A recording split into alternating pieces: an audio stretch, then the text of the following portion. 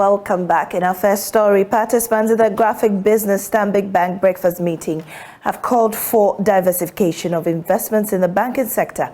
According to them, banks cannot continue to solely rely on government bonds. This, they added, will also help them to be able to spread risk in financial ecosystem and help avert losses. There's more in the following report. The Graphic Business Stanbic Bank breakfast meeting was organized under the theme Domestic Debt Exchange Program, Lessons and Implications for How You Invest. Speakers at the event highlighted the need to learn from circumstances that led to the Domestic Debt Exchange Program. Managing Director of Stanbic Investments Management, Kwabna Boama, said the ongoing debt restructuring has proved government securities are not entirely secure. Now it calls for diversification, and that's very critical. We can't afford to over-invest or over-rely on investment in the government space in terms of the government bonds. So across the investment industry, there's a lot of conversation around diversification. What alternative investment can we put our client funds in beyond government of Ghana? And we're looking at private equity, we're looking at real estate investment trust, we're looking at money market investments, and then other investment options that we can put client funds in. Meanwhile, economist Professor Ebo Texan underscored the need for government to move away from implementing populist political initiatives that do not grow the economy and ensure policy continuity. If you don't clean up the mess in your economy, that market will punish you. And what we witnessed in middle part of 2021 to 2022 was as a result of that. Because the way the money flies in, the money will fly out if investors are not too confident in the economy. And if you look at ever since COVID hit, we've had a situation where we've not kept to our fiscal consolidation efforts. And therefore, once our debt to GDP ratio went above 70%, investors began to get concerned about our ability to repay. Director General of the Securities and Exchange Commission, Reverend Daniel Ogbamitete, called for more financial education to properly educate investors on the real risks associated with various investment schemes. We need to have that understanding that, what is happening within the macroeconomic environment can impact investment. There are some shocks that can come. Some may be self-inflicted, some may be external, but either way, I think the cardinal point is that what happens within the broad macroeconomic environment will impact on investments. So the question is, how do you understand the shocks? Are there some things you can do? Because I hear a lot of talk, safety, safety, safety. But the question is, there are risks out there, and I think the MD of Stanbic Investments Limited and then our chairperson alluded to the fact that there's always an element of risk. So the question comes down to, how do you position yourself to protect or minimize the impact? Touching on to reduce borrowing for consumption, Managing Director of the Ghana Stock Exchange, Abna Amwa, advised government to desist from competing with private sector for loans to pay salaries and services debt. It is critical that if we are going to rebuild trust and confidence in our economy, government, private institutions, to the large extent the individual, the taxpayer, we must conduct ourselves in a transparent and accountable manner to build trust with other stakeholders. Fiscal discipline. This is necessary for sustainable economic growth. Government must prioritize economic and social investments and must avoid using expensive debts to pay emoluments and service more debts. And the emoluments goes to 700,000 public servants. And today we spend more than 40% of revenues paying emoluments and the rest paying public debt. We need to spend where it matters most.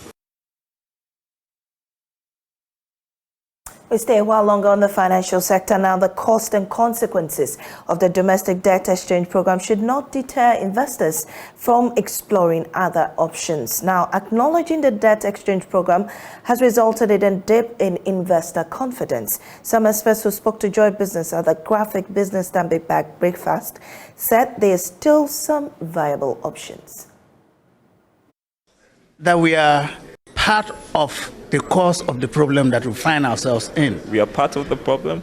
Yes, I'm not talking of the government, the problem the government has caused, okay, but the problem that we now face, which has led you to ask the question. How is that? Because, yes, there may be some reasons, but we place all our bets in one basket. We put all our eggs in one basket. I know you can say we did not have alternatives as investors. The safest investment was what we went for. We didn't have alternatives, but there were near alternatives that we could have put our money into. But as a general observation, we tend to be very, very risk averse in this country.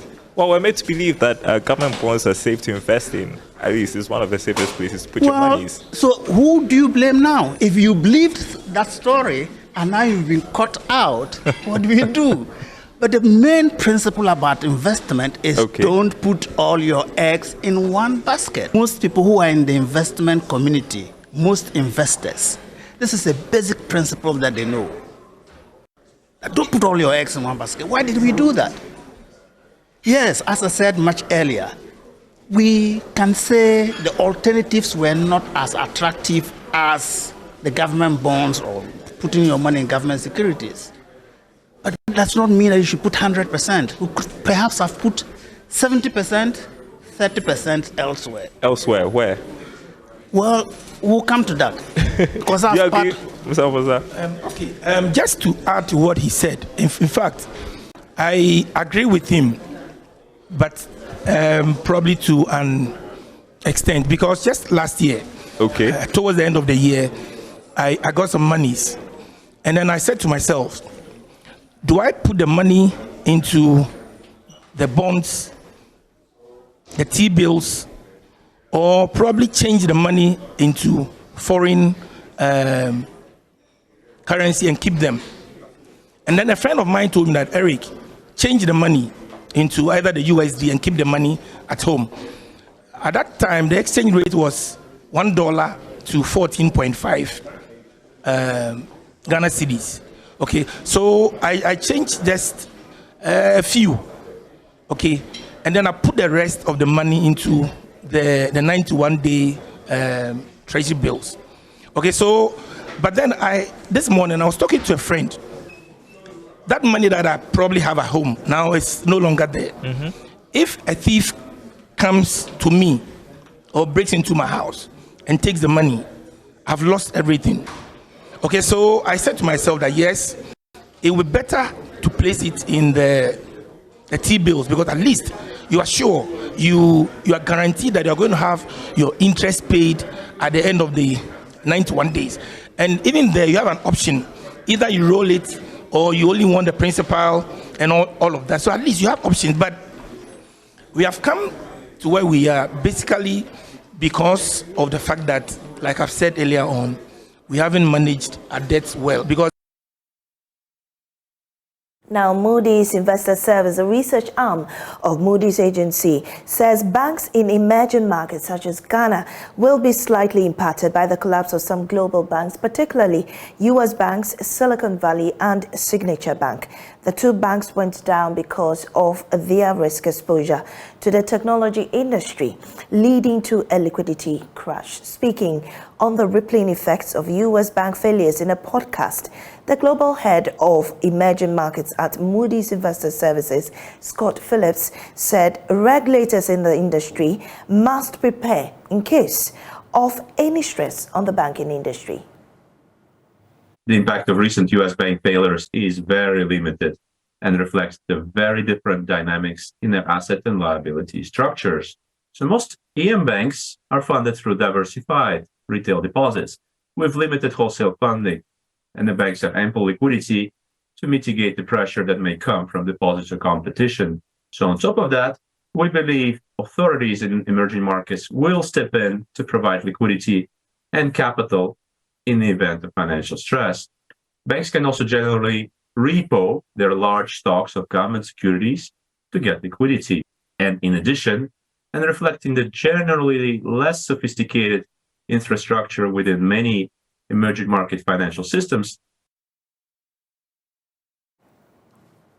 Meanwhile, the Bank of Ghana has given firm assurance that the protection of depositors' funds will remain a major priority. This was captured in a new document it released, highlighting measures aimed at safeguarding the entire financial system. George Refi has more.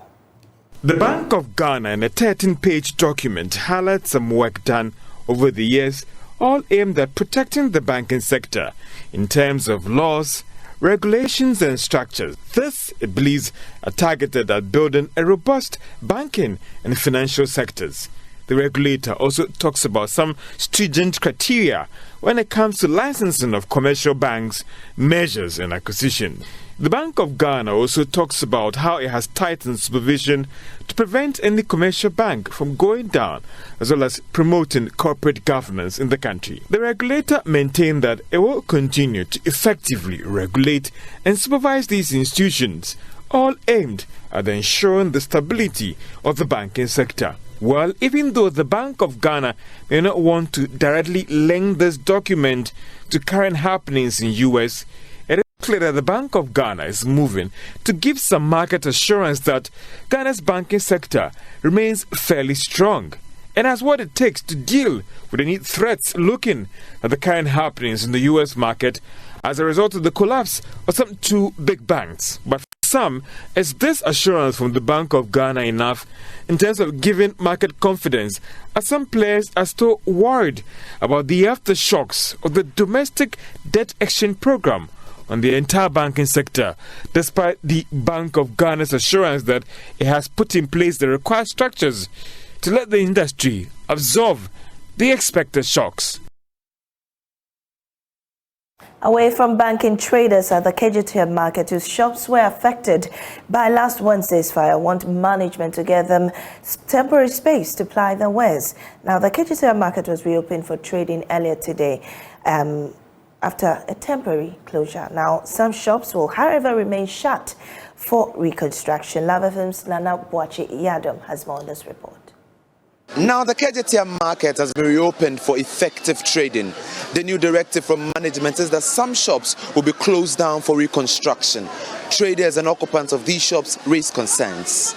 We still have challenges because, as for us, ours, although that it has been destroyed, but our partner is not all that destroyed. So they are supposed to allow us to do our marketing, to do our business, because we are having kids in the house, we are having families. It was impromptu, although that what destroyed, we are not happy about it. But that part is supposed to be closed, not our parts. And they were saying because of the fire, how, I don't know, I don't even know. Because for our parts, if you go to the other end, for that place there, it's supposed to be closed. No one should tell you that it should be closed. But for this side, you yourself, you can even just take a look at how this place is. So our partner, I don't really know the reason why. Left and right. We are not so happy. They are not going clear with their directive, either to let us stay here or not. They sacked us and sent us somewhere else, only to see us moved out again. Some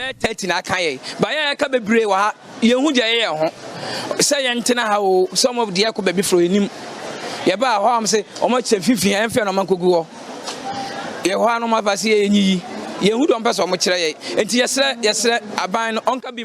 So many of us were not affected, and now we don't know what to do. Government must intervene.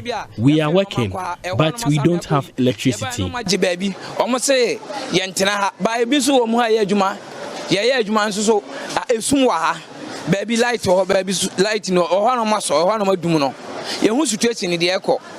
Leadership of the Traders Union say management of the Kejetia Market must avert their decision.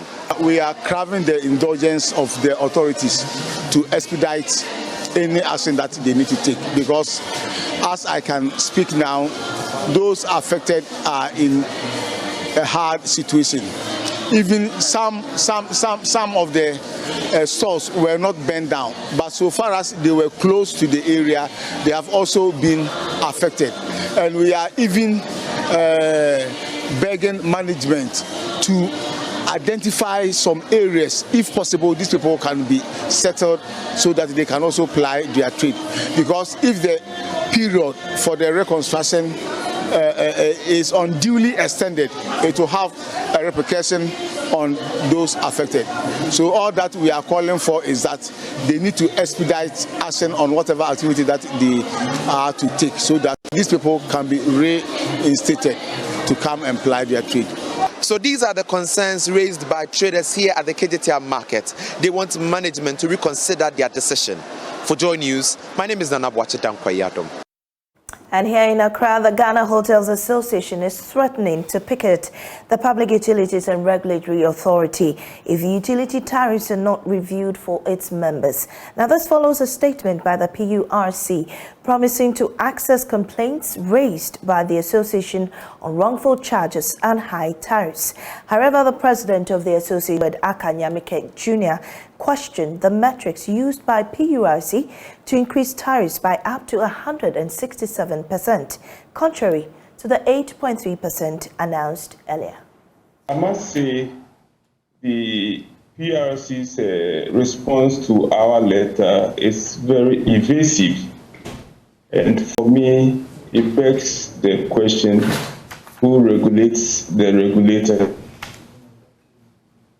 Because if an institution like the PURC announces an 8.3% upward adjustment in water tariffs, publishes it, and goes around to do the exact very opposite of that, and I mean the extreme opposite of that, up to 167% increase, and nobody is talking about it. We haven't heard anything from the sector ministers, tourism, arts and culture, or water and sanitation.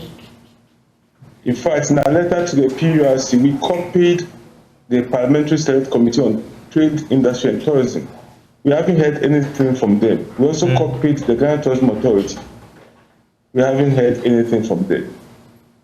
So, who regulates the regulator? Because if the regulator, after all the engagement with the stakeholders and deciding on a particular percentage, can go around it, it means the regulator cannot be trusted. And again, we also requested that they should restrain their workers or staff from harassing hoteliers in paying the new tariff. But guess what? They are out there doing exactly that. Because we expected that since we have petitioned you on a matter, at least we could calculate that 8.3% increase that you gave and pay that one for now as you resolve the issue. But if you go around demanding that 167% increase that you announced, that is highly insensitive. And I think the PURC must be called to order. You asked who regulates the regulator. Well, I'm just wondering, so are there other means that you are seeking to get a resolution to this matter? There is a PURC that we know, and we are going to respond to their response, and we are also planning to picket at their office. When are you going to do that? Well, we need to inform the police. We have 5 days. We will inform the police 5 days ahead, and then we'll do that. So hopefully, if we respond to PURC and we don't get a favorable response, we will inform the police and do that picket. Now, young startups have been urged to financially be disciplined in their quest to sustain operations. Now, this, according to the Chief Executive of Quick Credit, Richard Quay, is key to aid in their expansion process. Now, speaking to Joy Business on the sidelines of a presentation of seed capital to some startups, he encouraged entrepreneurs to persevere and make great strides within the business world. The selected entrepreneurs received a massive boost of 25,000 Ghana cedis. According to the chief executive, the company will continue to provide seed capital for startups as well as partnering already existing businesses and startups to providing strong financial returns and creating institutionalized entities over a long period. So like I said earlier on, startups, entrepreneurs would have to be disciplined. They have to be financially disciplined. They have to be prepared to make decisions, good decisions, because as a businessman, what will distinguish you from your colleagues, or if you will survive the test of time, would depend on your ability to make great decisions faced with challenges. Okay, so when you are faced with challenges, your ability to make great decisions will determine whether you will see the next day or not. So I would urge them to be making right decisions always and put their personal interests aside and make decisions that their businesses really need to get them to the next level. And they would have to do this consistently, and they would have to persevere in the process. I'm sure that when they take this kind of process, they should be fine.